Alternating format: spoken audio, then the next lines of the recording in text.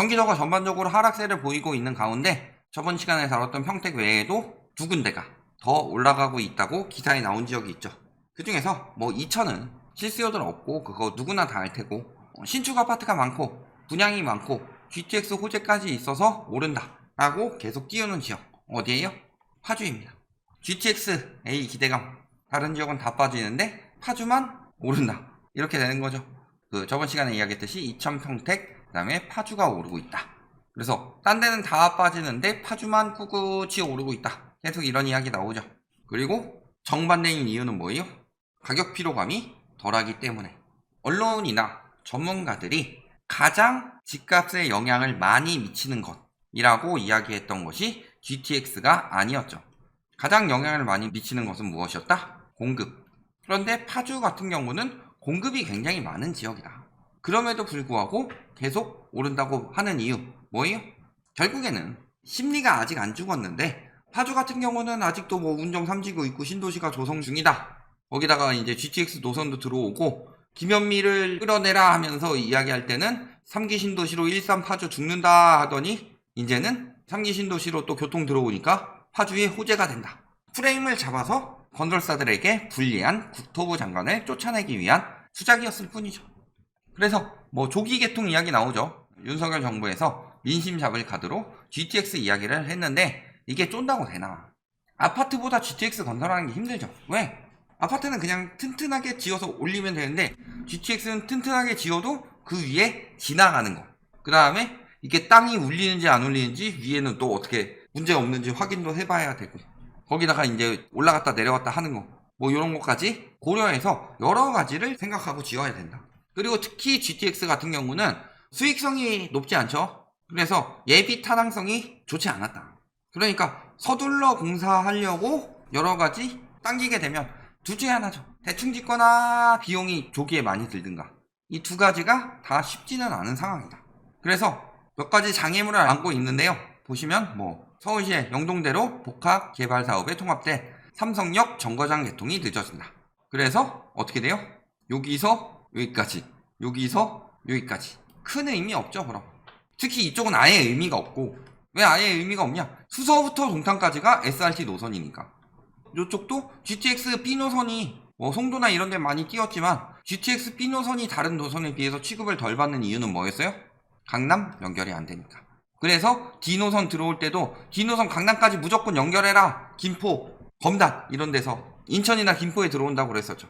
거기서 막 난리쳤던 이유, 강남까지 연결이 안 되면 의미 없다. 근데 여기 사는 사람들은 사실 강남까지 연결될 필요가 없어요. 대부분 출퇴근은 여기로 하는데, 마포나. 그러니까 사실상 뭐 어차피 GTX 자체가 엄청나게 좋은 교통이다. GTX 비용 자체는 꽤 나갈 걸로 보입니다. 그리고 생각보다 그렇게 타기 좋은 열차는 아니다. 여기서부터 여기까지 SRT 운영되고 있는 것만 봐도 답이 나온다. 그래서 약발 떨어졌죠? 왜? 조기 개통 지시에도 냉랭. 왜? GTX 때문에 오른 게 아니니까. GTX는 그냥 단지 계기였을 뿐이에요. 여기가 오른다는 확신을 심어주기 위한 계기였을 뿐이다. 아니 저기 집값 저렇게 많이 올랐는데 더 올라요? 경기도인데?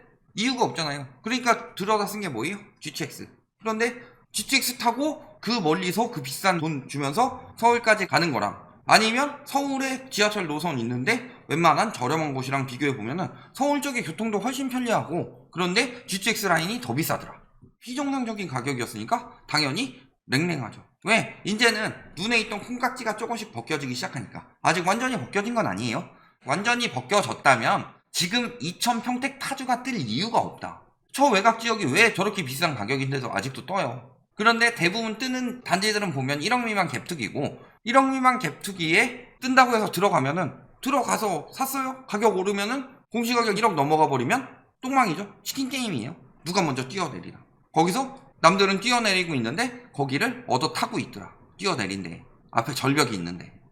자, 그러면서 이야기합니다. 돈방석. 지금 주상복합 2160가구 뭐 사전 당첨자 확정하면서 돈방석이래요. 이 수만 명 찾는 아파트, 당연히 거짓말입니다. 기자들은 쓰레기예요.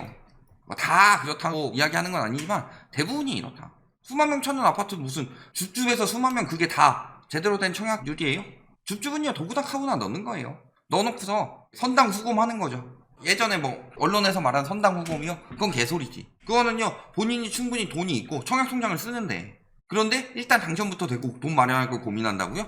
그렇게 안 해요. 그런데 무순위 청약은 선당 후공이 가능합니다. 왜? 포기해봤자 잃는 게 없거든. 그런데 이걸 가지고 수만 명 찾는다? 무순위 말고 진짜로 그 1순위 청약을 가지고 이야기를 해야지. 그 1순위 청약이 수만 명이 찾았다면 진짜로 인기가 있는 거지.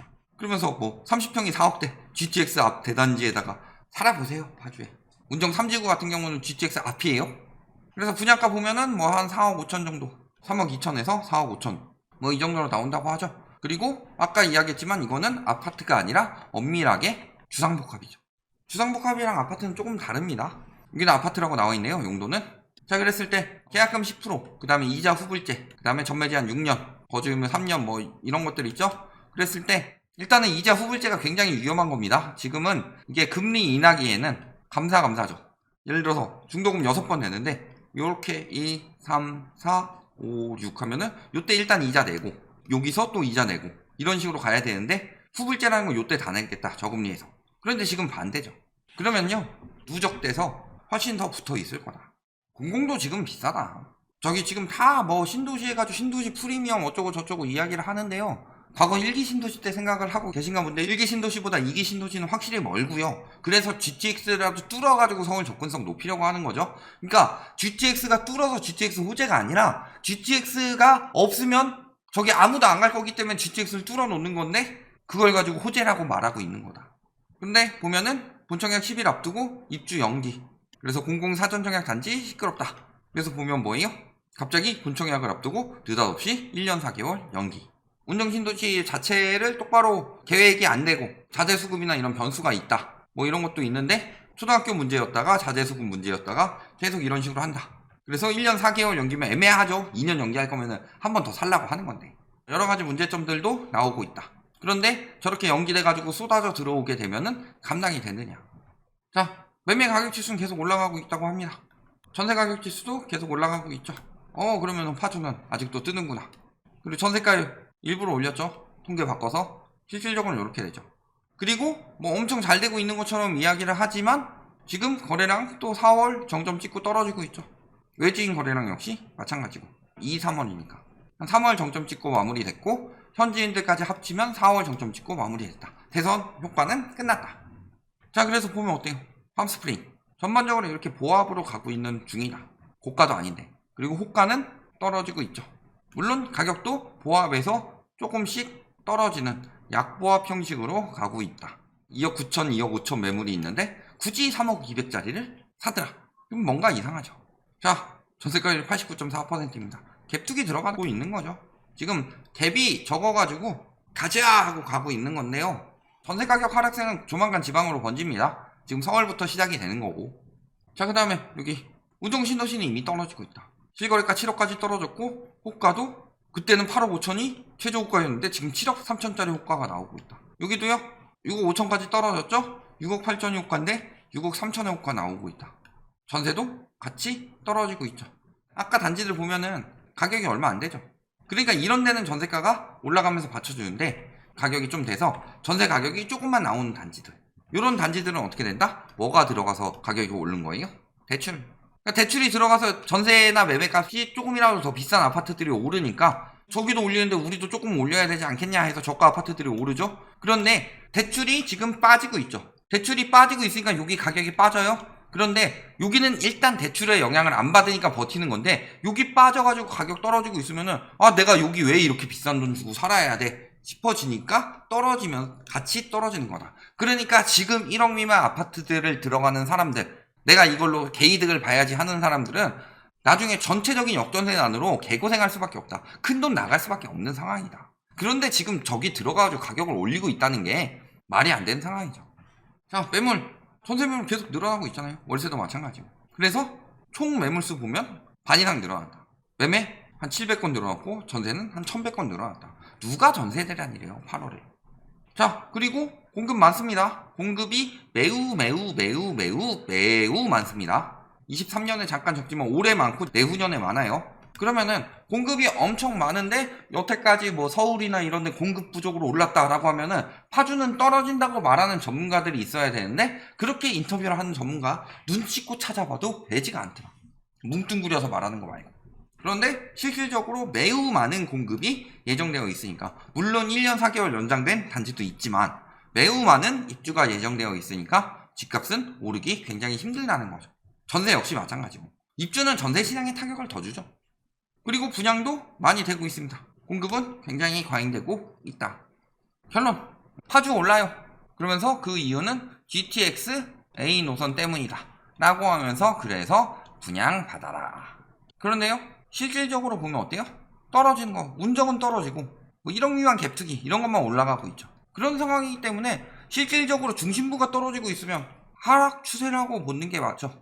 서울도요, 얼마 전까지는 계속 상승세라고 하락세로 바뀌었음에도 불구하고 계속 상승세라고 우겼죠. 어디가 올라서? 강남, 서초, 용산 이런 데가 오른다고. 그런데 이제 서초 하나 남고 다 떨어지니까 지금 말을 바꿨잖아요. 근데 여기는 운정이 떨어지고 있는데 파주가 오르고 있다 라고 하면 이게 정상적으로 오르고 있는 상황이냐? 아니죠. 외곽 쪽에 이제 그 저가 아파트들 투기 들어가는 거랑 그 정도밖에 없더라. 아직도 불패 심리가 남아있는 사람들의 그것도 곧 한계를 맞이한다는 거죠. 공급은 폭탄입니다. 지금 분양받으면 대박이에요. 3억 안전마진 얻어요. 지금 분양받으면요 같이 다 들어와요. DSR 걸린다든가 생각보다 뭔가 그 자금이 마련이 안 돼서 잔금을 못 내는 상황이 온다. 그러면 전세라도 나야 되는데 전세가가 나올 수 있는 상황이 아니다. 왜냐면 한꺼번에 입주하기 때문에. 그런데도 지금 대박이다 하고 분양받아야 될 때냐, 아니면 떨어지는 추세 기다렸다가 내 능력에 맞게 사야 되냐, 요 부분 생각해 보시면 답이 나온다. 여기까지 말씀드리겠습니다.